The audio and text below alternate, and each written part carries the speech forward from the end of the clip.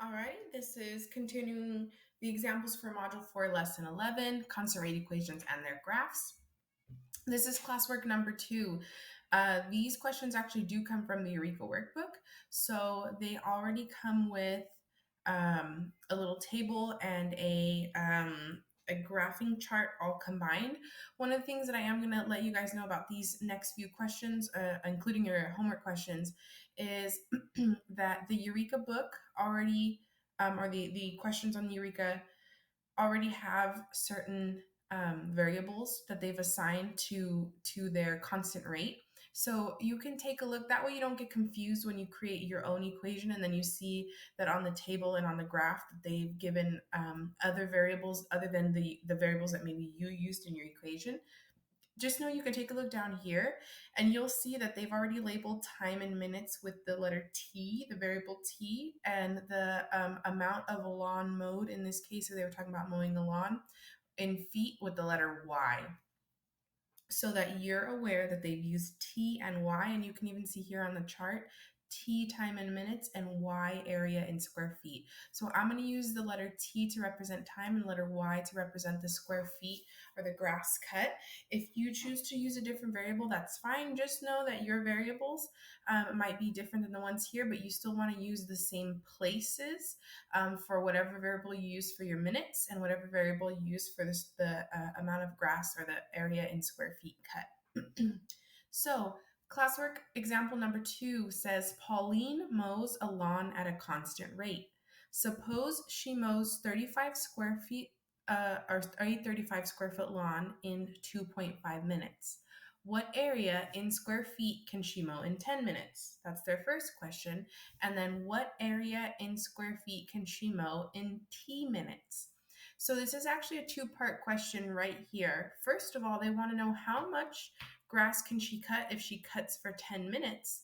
And then the part that has the T minutes and the question mark, that's the actual part where they're asking you to create an equation that can represent how much grass she's cut in any amount of time. So we have one part of this question where we're going to answer a specific question. And then the second part is we're gonna create an equation that can represent how much grass she cuts in any amount of time. So first, I'm gonna do the first part. How much? Well, actually, let's go back to the. Suppose she mows the lawn at a constant rate. So imagine this girl, Pauline, she could just cut grass forever. She would cut it at the same speed all the time. That they're telling us that she mows 35. Oh, oops. Let's not do that. I'm gonna undo. I thought I was in my highlighting mark. There we go. She mows 35 square feet in 2.5 minutes. That's where we're going to get our information from our constant rate. Remember, constant rate is activity over time. So the activity is how much feet of grass she cuts, and the time is in minutes. So first, what we're going to do is we're going to write her constant rate. So I know that her constant rate, this girl Pauline, her constant rate is equal to 35 over 2.5. Okay, she can cut 35 square feet of grass in 2.5 minutes. Now they're asking us, the first thing is, what area in square feet can she mow in 10 minutes? So first of all, I'm going to answer that question. How much can she mow in 10 minutes? So that's going to go here. Well, we want to set up cross multiplication. What we're going to do is we're going to use her known constant rate, 35 over 2.5, and we're going to set that equal to a fraction that's also a constant rate. We know that she's been cutting grass for 10 minutes, so that's going to be a 10 where the time goes, but we don't know how much area of grass she's cut. And so remember, they use the letter Y in their equation. So I'm going to use the letter Y as well, or I'm sorry, the Eureka, the little chart and the graph below use the letter Y. For me personally, I would probably want to use the letter A for area or G for grass.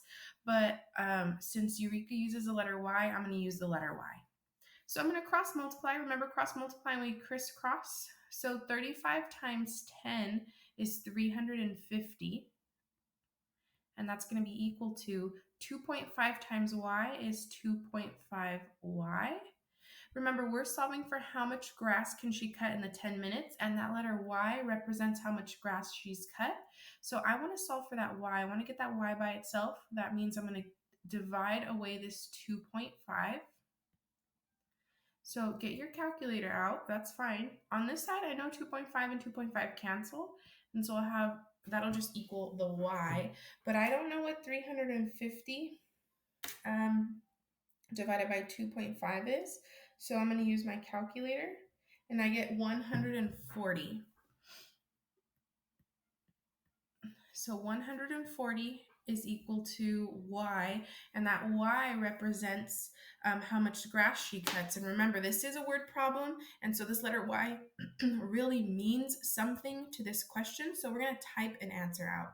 We're going to say Pauline, or she, can cut 140 square feet. The way they wrote that was SQ square feet of grass. I guess, of grass in 10 minutes. I was thinking, should I shortcut that answer, but I'll type the whole thing. So since we're not writing, we're typing, it's a little easier. And oops, I'm gonna go to a smaller text. There we go, so it could fit better. So that Y140, that means she can cut 140 square feet of grass in 10 minutes. Oops, and I don't need a question mark there. I need a period, because that's a statement. Okay, so next they're asking the question, what area can she mow in T minutes? So notice that there's 2 question marks here. I kind of don't like the way that that's written in the book. It's something that I think can sometimes confuse people, because it almost, like this part right here, T minutes, you're like, what do they mean? But they're asking how much can she cut in T minutes. So they want to know how much grass can Pauline cut in any amount of time. Notice that question doesn't tell us how much grass she's cutting, and it doesn't tell us how much time. That's how we know we want an equation. So what we're going to do is, to create an equation, we're going to set up a proportion like we did here, an equal proportion, but our variables, though, we're going to have to, I'm sorry, for this, the unknown, we're going to have to use variables. Remember, Y equals the area of grass that she can cut, and the letter T represents the minutes. So it's always a good idea, I think, if you're using variables in an equation, remember what those variables mean. What do they represent? So I know that I'm going to start with her constant rate, 35 over 2.5, and it's going to be equal to, remember, we want to know how much grass can she cut in any amount of time, activity over time. So Y is the variable for how much grass she cuts over T for time. We're going to cross multiply, okay, cross. And so I have 35T is equal to 2.5Y. And then this is the tricky part. For the equation, I want one of these values to be by itself. Just like on the previous problem, we had Y equals something. We were able to divide away the coefficients, but in this case, we have a T variable on one side and a Y variable on the other. We want to remember the way we know which variable to get by itself is which variable represents the activity. That's what we want to get by itself. So here the letter Y represents the activity of cutting grass, so I want to get the letter Y by itself. Therefore, I'm going to divide by a 2.5 on both sides. And I'm going to get my calculator to help me out with 35 divided by 2.5. 35 divided by 2.5. Oops, I typed that in wrong. 35 divided by 2.5. There we go, 14.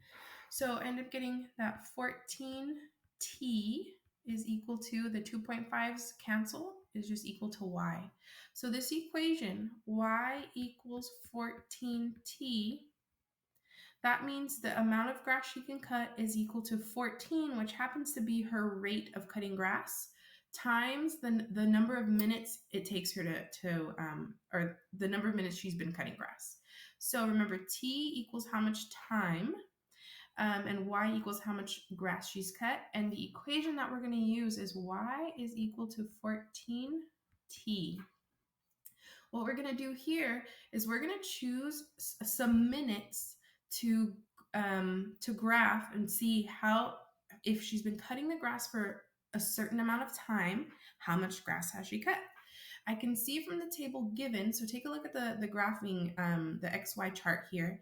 I can see that they give us some minutes. They give us 0, 1, 2, 3, 4, 5, 6, 7, and they give us how much square feet she's cut, and it goes by fives. So what I'm going to do is I'm going to choose the minutes. I'm going to choose the easy numbers too. I'm going to start with 0, 1, 2, 3, 4, 5, and I'll see how much space I have.